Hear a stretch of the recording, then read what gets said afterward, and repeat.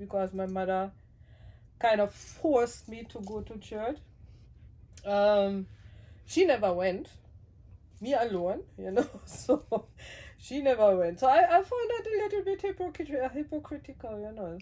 And actually, I can tell you, from a young child, I disliked German music. Disliked it with a passion, up to this day. No Volksmusik oder No, Polka? no, sir. No. I mean, I can't stand it because it's like it has a humpa rhythm. And now then the people sit there and Schlagermusik. clap their hands to it, and it's like, oh my God, this is so embarrassing. So they would start to come into the country, which they were welcome at the time as well, because Germany needed so many hands. Because remember, a lot of the men died in the war. So we had actually a lack of men. We had more women by far than men. And we were like, but we don't have that kind of money. Okay, then you have to go to jail to him.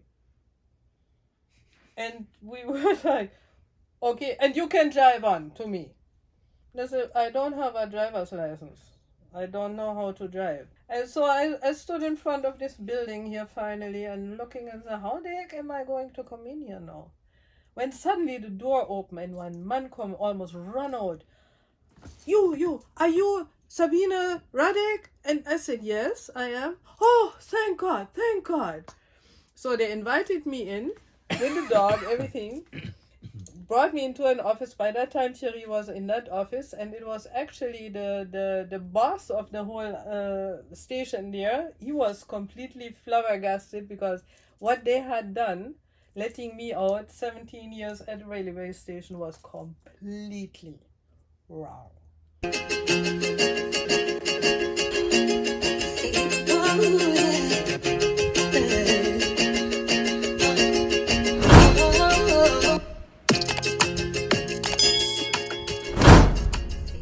Hi, Mel's Lovelies, back again with Mom's German stories. But we have now number 5, I think. Yeah, something like So that. we are on 5. G5. G5, exactly. Not 5G. And we are still, I would say I'm telling you a little bit about the general situation in Germany after or in my childhood and youth. Because what happened after World War II, basically I was born 10 years after the war was finished. And we still had a lot of building up to do because a lot of towns had been completely destroyed throughout the war, bombed. And Bielefeld was one of those two that got a big amount of bombing, and a lot of houses, the whole center basically of Bielefeld was completely flattened. And so you can imagine, although 10 years after the war ended, the Germans did do a lot of work already and a lot of construction and building, but there was still a good amount of places empty. And the people were working very hard, not only to earn their daily living, but still constructing back their country. So the atmosphere in Germany, or how would I say, the sense of life in Germany was mostly really work-oriented. And that made it for a child, or any child, very, very boring, basically. Because, trust me, you have adults around you, and these adults have nothing else in their mind than to work. And the children were basically left alone to a big degree because the parents were so busy doing what they were doing. So, that was a nice part. We children had basically a lot of freedom. In the afternoons, we would be outside playing around until we could go home when it went dark. And in summer in Germany, it becomes dark very, very late.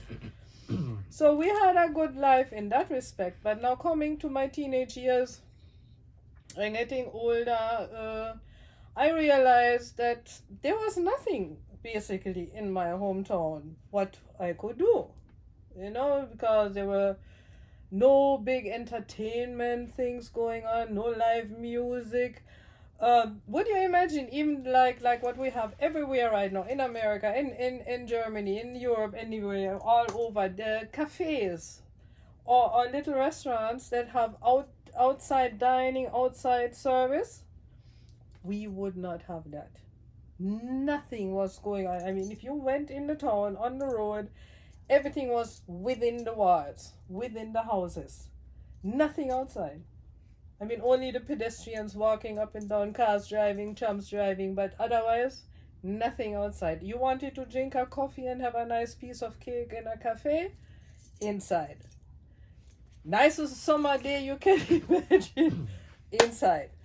So that was my basically my youth. I mean, the only time I would go out after school and or go away from the house was maybe to go to church, because my mother kind of forced me to go to church. She never went, me alone, so she never went. So I found that a little bit hypocritical, But I mean, your grandma used she to didn't. No, only for Christmas. But didn't she? Not your mom, your grandma. My grandma. But I thought she played the orgel and stuff. Like Yeah, that. but that was way before. No, Okay. that was when she was young. She would Oh. play organ in the church.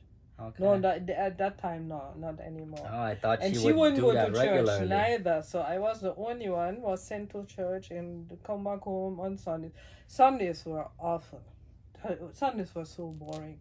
Me as a single child, everybody was doing in family and this and that. And I was like, oh my God, not even children outside you could play with, So every Sunday for me was basically a nightmare.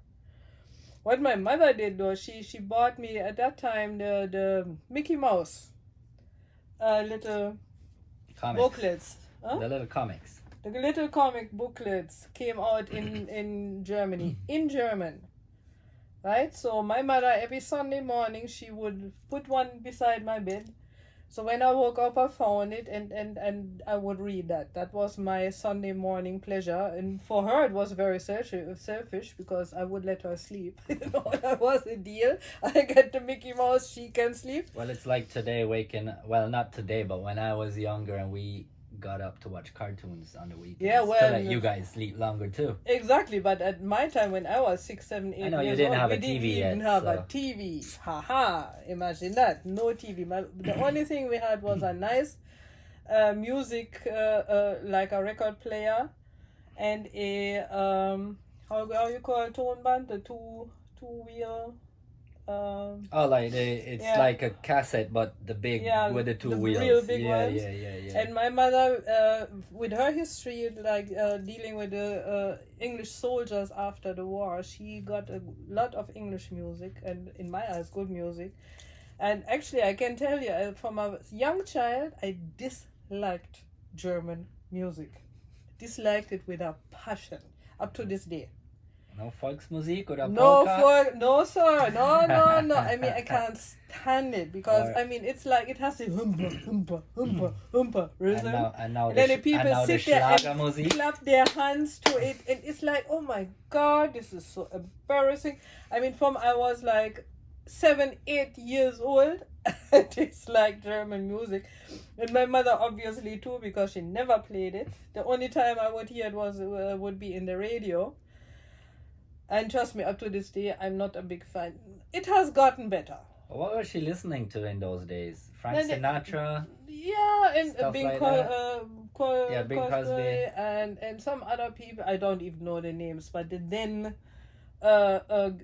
famous music, So that was like nice. She would buy the little records or the bigger records, And then when she was like cleaning up or so, she would put on that music, which for a normal German household, it would not be any good music at all. So my mother was a little rebel in her own respect there with the music already, and basically it's where I got it from, I guess, becoming the bigger rebel. So basically, German atmosphere was very strict, regulated, boring, and people, like I say, work. That was it. Well, but that's how they got Germany to build That's up how so they quickly. got it built up in basically record time. Mm-hmm. In basically, and knowing now what we know that up to like in the mid 60s, going up, I mean, Germany became actually wealthy again. Really, really wealthy. They had stable politics. They had a lot of money going around at that time, became very powerful again in the economic system. So, I mean, yes, all this whole heap of work paid off. But for the country itself, for the atmosphere, and just in as a comparison, like Italy or Spain, France, all these southern countries, they had a complete different way of living. La joie de vivre, like they said in France, is the fun of living was practically unknown in Germany, but the more you went south, the better it became. So basically, the more sun you get too. And the sunnier it became too. Yes, that's true. That's true. So maybe that has to do with it. What the result was now, going into the 70s now, we got a lot of people from Greece, from Italy, from Spain coming up to Germany because their countries were dirt poor. And Germany was getting rich again and had a lot more money going on and better salaries and better conditions life-wise. So they would start to come into the country, which they were welcome at the time as well, because Germany needed so many hands. Because remember, a lot of the men died in the war. So we had actually a lack of men. We had more women by far than men. And so when these foreign the foreign laborers came, they were very welcome. And that is actually, I have to say, I think that loosened up Germany a bit as well. Because, I mean, of course, they brought their mentality and their lifestyle a bit. Italians brought their ice cream and Italian ice cream. I mean, what they did, they would come in the summer, they had their little shop and sell ice cream. In the winter, they would go back to Italy because who wants to be in Germany in winter? But they probably started just sitting outside with the ice cream and stuff like that. That's why people started sitting outside. They had their window and you would stand in front of the shop and just get your cone with the ice cream. And up to this day, you shall say the ice cream in America doesn't persuade you. No. Right? If you eat the ice cream in Europe, it's a whole different ball. Yeah, it's a whole different ball game. Same like chocolate, for example, too, but that's another thing. So basically, then all a lot of Italian and Greek and Spanish people, as I was mentioning, they were not only doing their own thing, like opening pizzerias or Italian restaurants. We had or Greek restaurants suddenly. Well, I love Greek food. You don't find that here, don't it? So much. You'll find it because you can get your doner kebab and stuff here too. Well, doner kebab is more actually. Well, doner is Turkish. The gyro. Yeah, gyros also. Gyros. We got that is really really good.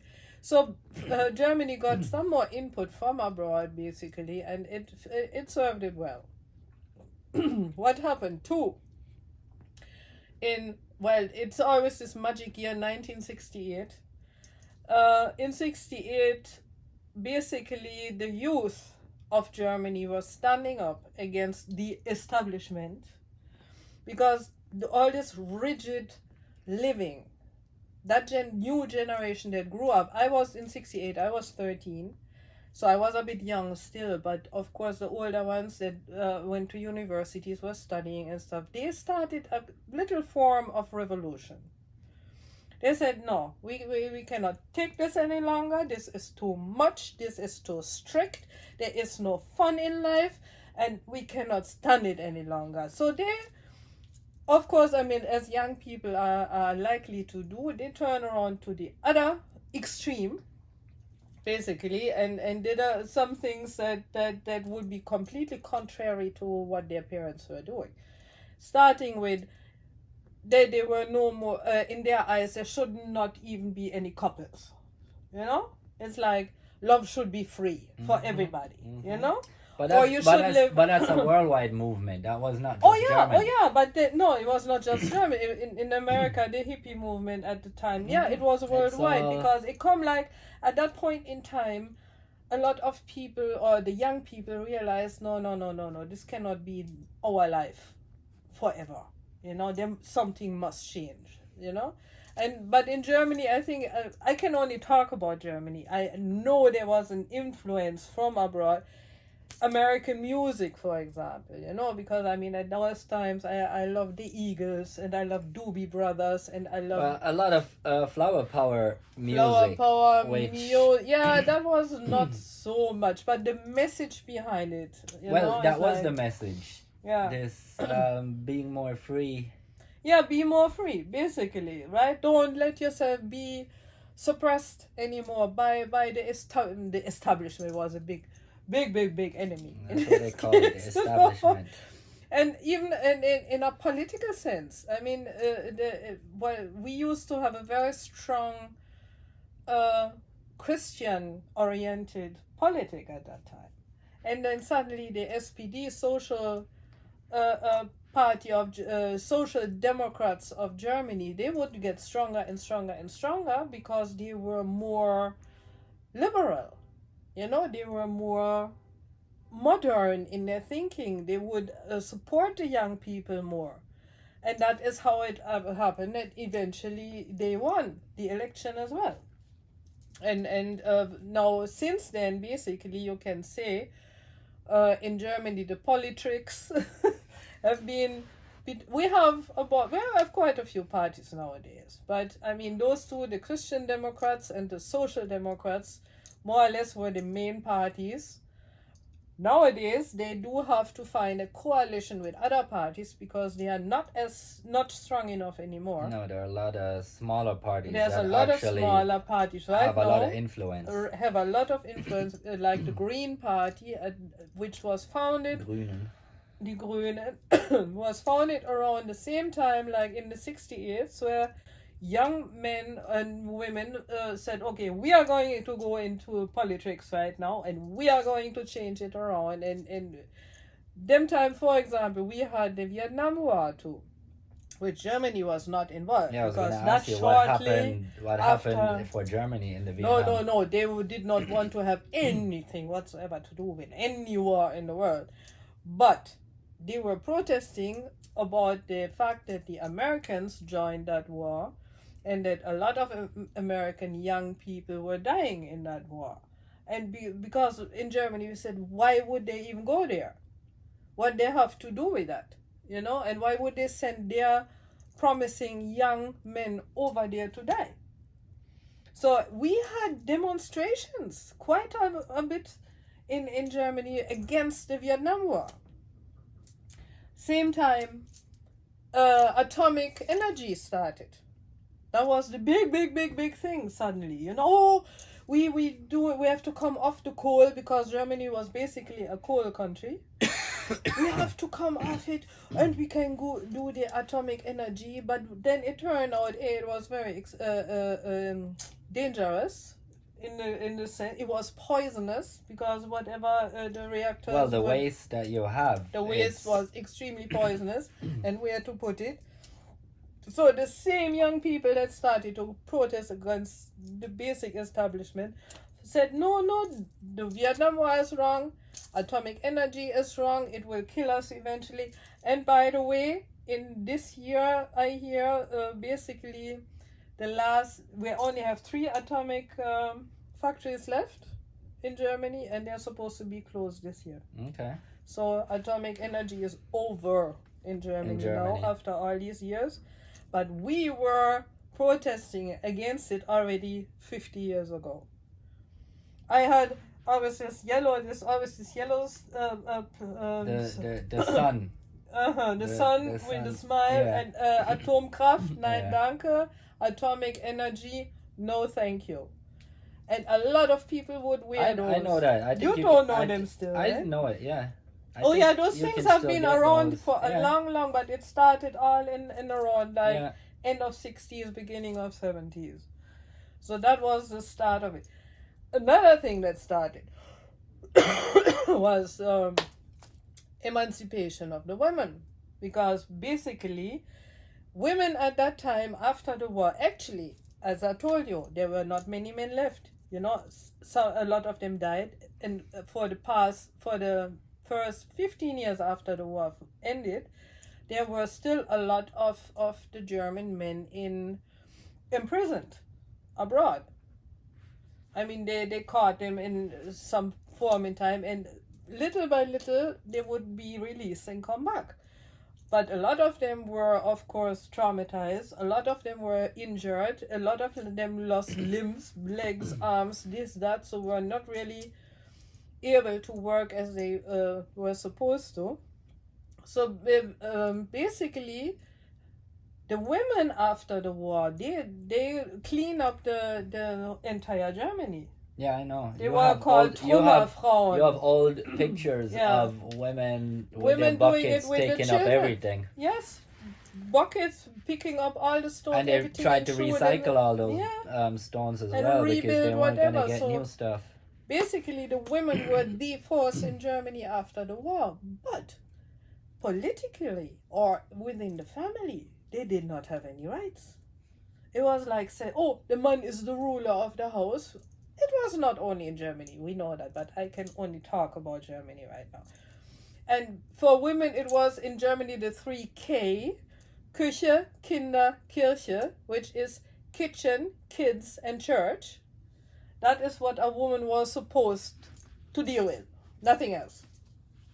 Which was illogical because after the war, of course, a lot of women had to start work, earn the money because their husbands didn't come home, or a lot of fiancés did not come home. And it was a complete different society suddenly, but the women still didn't have rights. I mean, they barely were allowed to vote. You know, in Switzerland, so they they weren't only were allowed allowed to to vote. vote after 1962. Yeah, but in America, it was pretty late too that women got the right to vote. I don't, yeah. Well, I think it was also in the 60s. Really? Yeah. That late? Wow. So, I mean, I'm not telling anything new. It was a worldwide thing, obviously. But in Germany, suddenly, a movement began, which one person was very important for that movement. Her name was, is Alice Schwarzer. She is still alive. She is in her 80s now. Still a very important person in Germany. She started a movement first in France with some other people because she lived in France for a while, but came back to Germany and started over there, like basically dealing with anti-abortion, because at that point in time in Germany it was completely forbidden to have an abortion. Completely, it was illegal. You would go to jail if you were caught. And a lot of women died because they went to these, they call them Engelmacher, which is angel maker, basically. And they used like clothes hangers and stuff. Yeah, like hooks and just Yeah, and open it hooks up and something, and yeah. to abort. And a lot of women died. And she said, but this is completely foolishness. We need to put it in our laws that it is allowed to a certain degree, of course. I mean, reglement is, of course, but...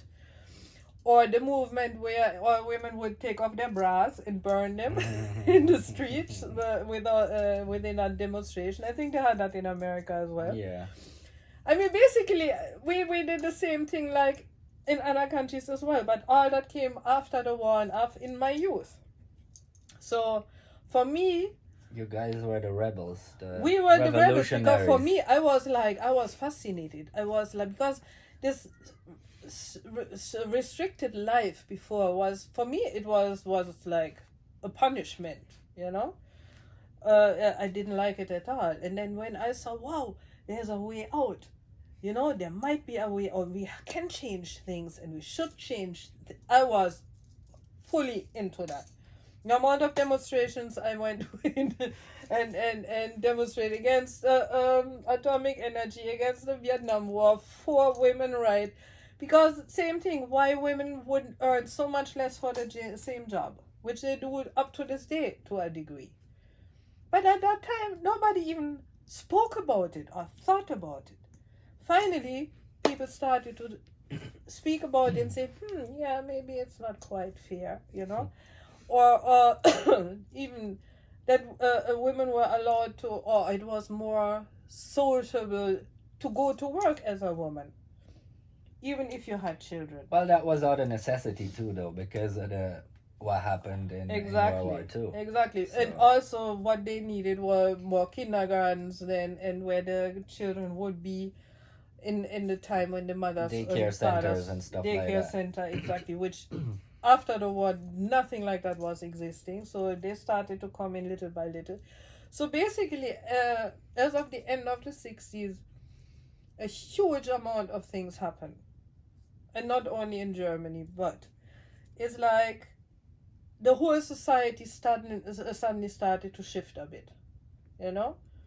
And you could feel it, and it gave you a feeling of freedom to a degree, of discovery, of, you know, it was actually very interesting. And there was renewal in the air, you know, you could directly feel it. I found it very, very fantastic, you know. And at that time you didn't have any internet, any cellular phones, nothing. And how news would travel fast still. I mean, it was so enormous, and I loved it. And it was like, I think all these changings in within my youth made me the person that I am now, of course, too, and made me the rebel that I am still to this day. Because certain things I can get really upset up to this day if I feel some unfairness going there, and I can get really mad about it. And I think the time that I had there was a very extremely interesting period in human life, basically. And I'm glad that I was born into this time, and I'm glad that I lived all these changes, including, for example, I said the other day, the pill for the women, like a contraceptive pill, which was absolutely new at the time. And for us young women, it was like such a liberation not to have to be afraid every month. Am I pregnant? Am I not pregnant? Am I pregnant? Am I? Because, I mean, that was the major fear at that time for women. Because, yes, condoms or not. I guess that kind of pushed that whole free love thing too. Of course, because suddenly you were safe. Suddenly you could really do something. And mind you, that was way before AIDS and stuff, you know. I mean, at that time, nobody had to be that. Of course, you have your gonorrhea, syphilis. You but did those are have things that those, you could get but rid they of. were like, no, but you could get rid of it. It's nothing. It was never a death sentence. yeah, and it was not that common neither. I mean, it was there, yes, but it was not like.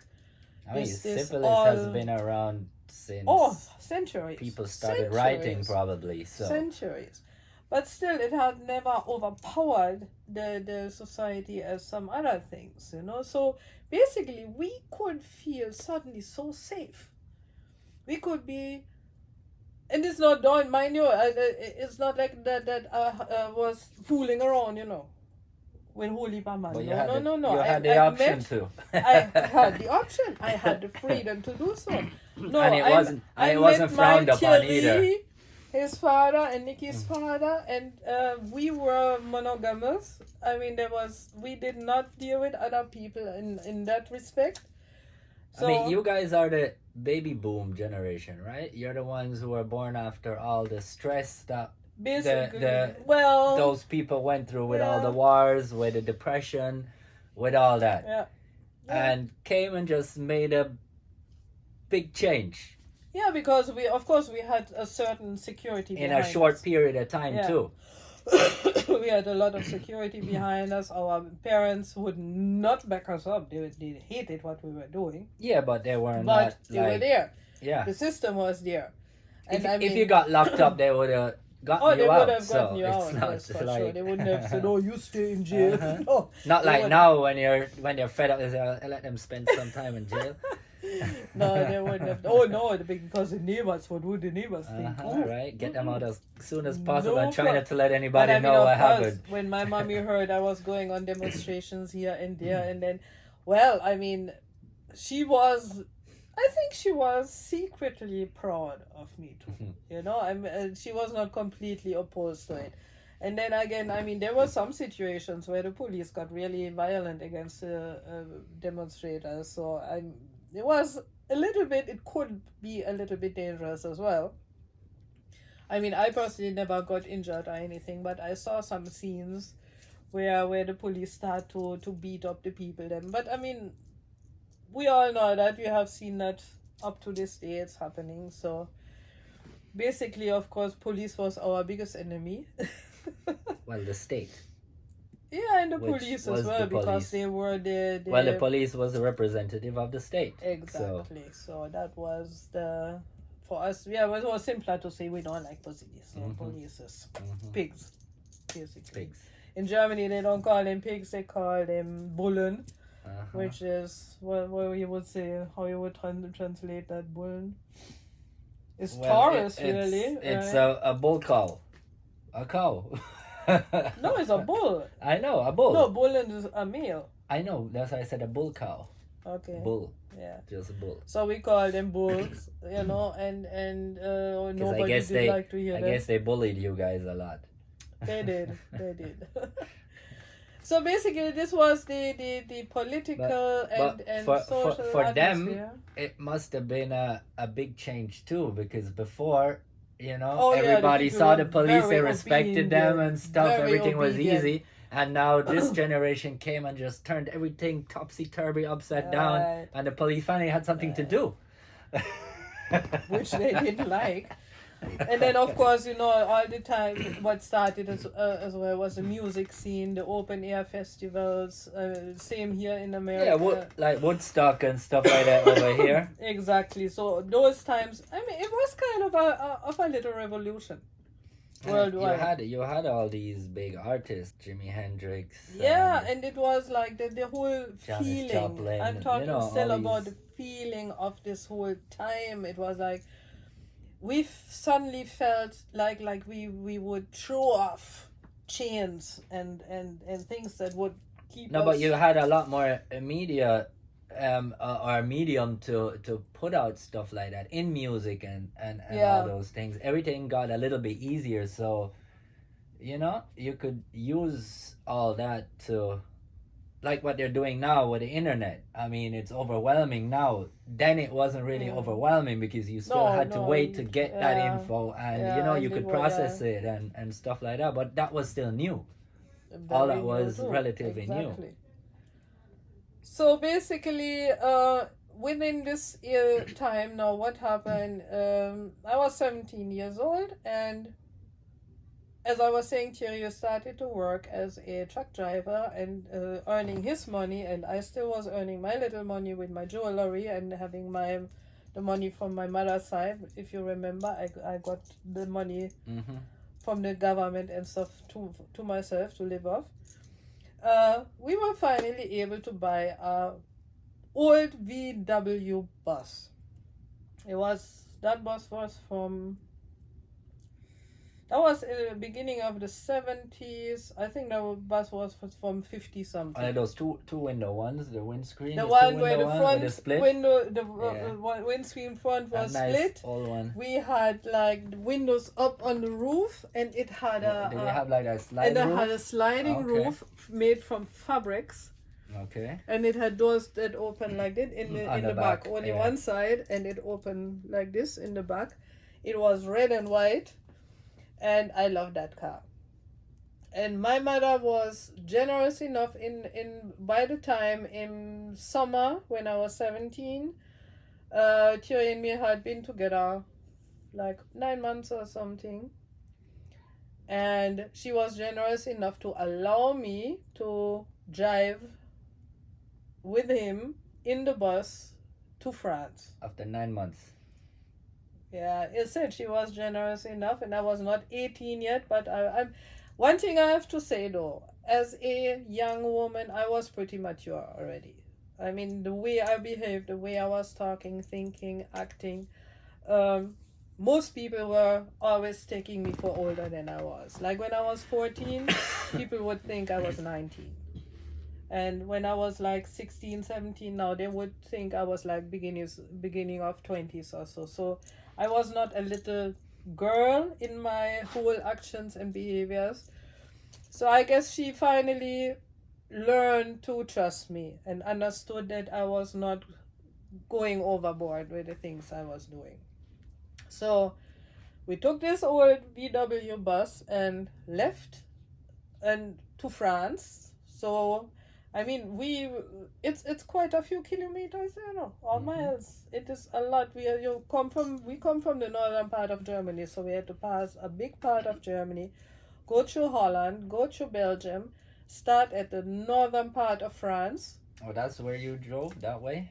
We drove that way, or mostly like more or less along the coast, if you want, and then started at the northern pass, which was the Bretagne.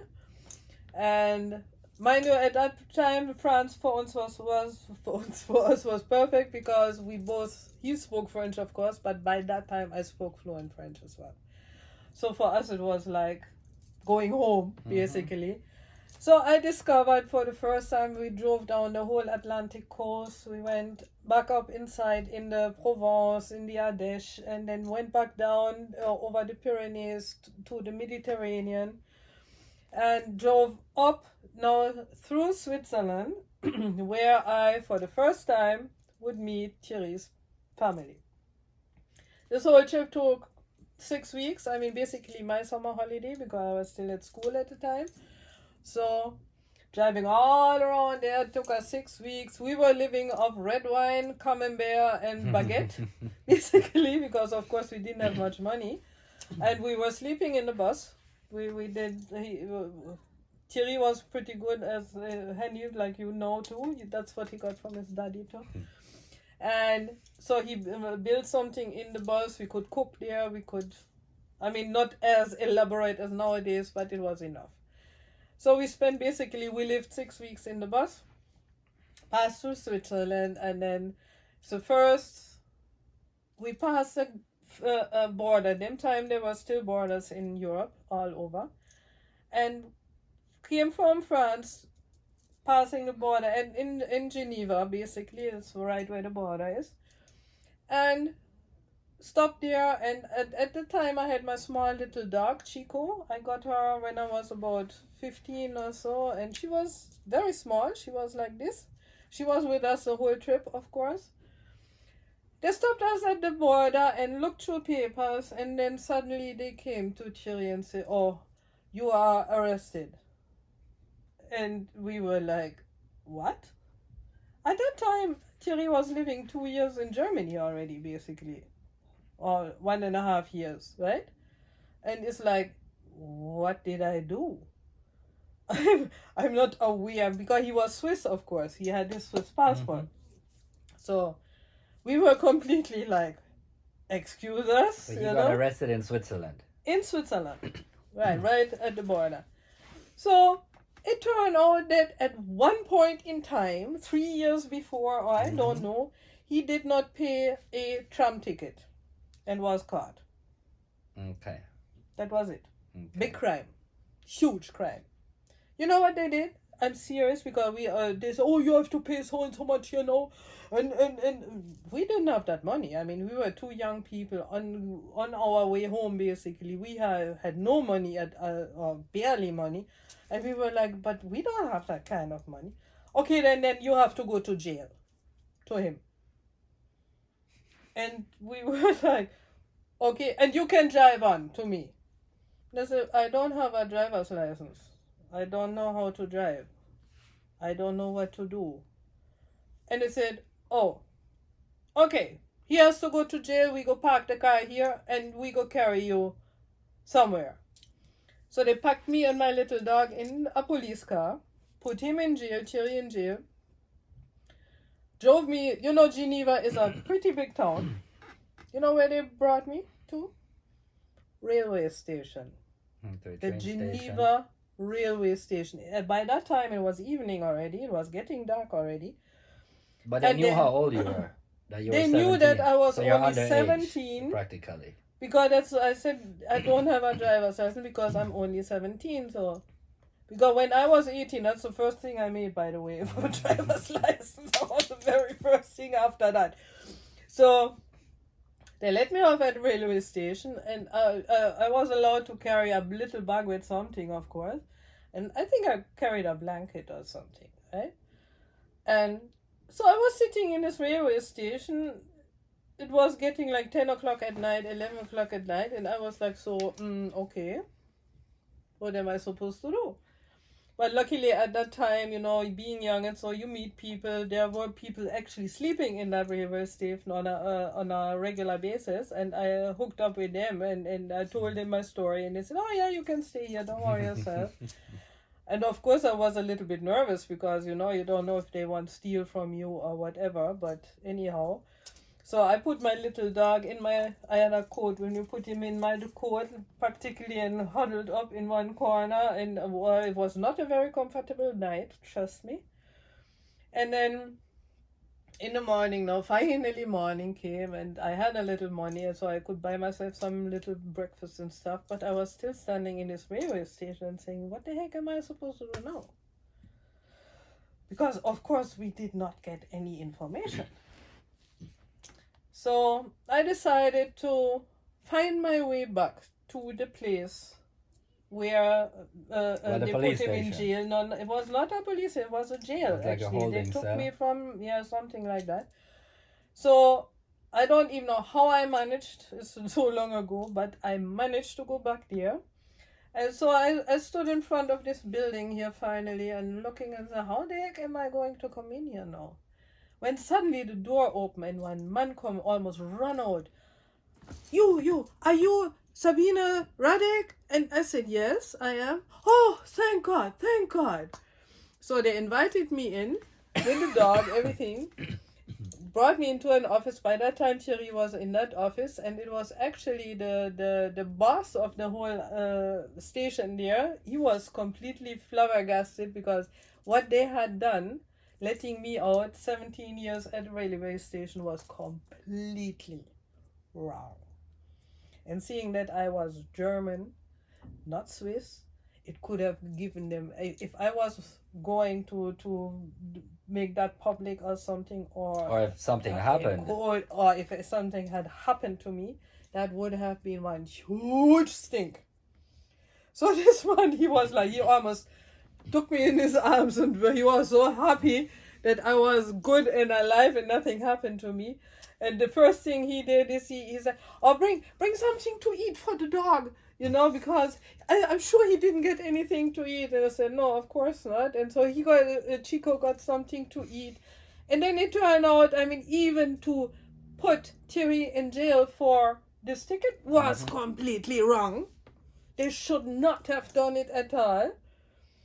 So basically, they were just glad that you guys look too free-spirited. Yeah, they didn't like that. Thierry with his long hair, me. They didn't like that. They didn't like that. Probably they thought we had drugs on board too, but and they couldn't find anything. So.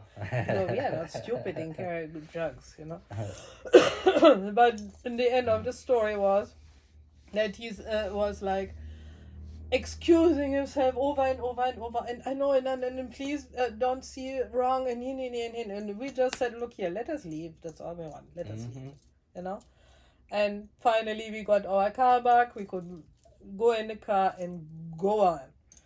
So that was my first time in Switzerland, entering Switzerland. So on we went to the next to the town where Thierry's parents lived, which is Yverdon. And we stopped at the apartment, and Thierry introduced me to his parents, and he had a brother and two sisters. They were all there, and I got introduced, and then we were sitting there and just chatting a bit. He was the eldest, right? He was the oldest, yeah. All younger. Yeah. They were still living there. It was a different mother too. He was from another mother. Yeah. So the other three had another mother. So within that conversation now, Thierry's father turned to me and, oh, how old are you? Thierry at the time was 22. And I said 17. And he was like, what? Oh my God. He was completely shocked. Probably like, are you sure you're not kidnapped? I was like, yeah, is there anything wrong with it? But once he got over his shock, everything was okay. He was very nice, and so no problem. So I think we spent like 2-3 days there, and then we headed back home.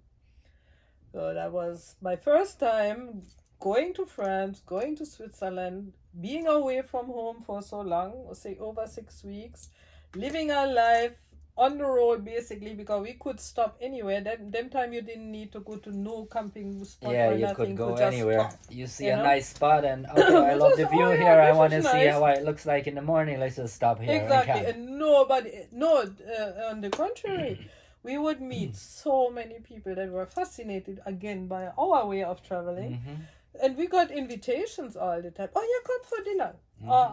People would come and bring us some bottle of wine or this or that, and we would sit and chat with them. It was a wonderful way of traveling, and that was my very first experience doing that, and we enjoyed it very much, apart from the night in the gym. But otherwise, everything was okay. So we reached back home safely in Bielefeld, and my mother, of course, was glad to see me safe and so on, because remember, at that time, you would not hang on the phone every minute, you know. Basically, she did not hear from me for 6 weeks. Well, you're lucky she even had a phone line in her house. Exactly. And I basically started, I think I called her one time from Switzerland.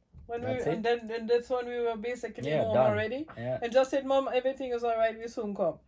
And that was it. So you must imagine, of course, she was worried the whole time, being mommy and stuff. So that was in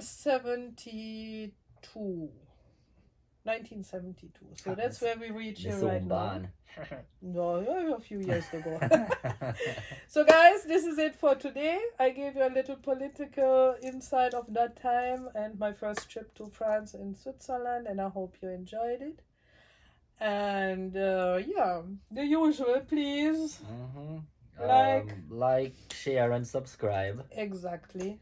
And I see you next time. Bye. Bye.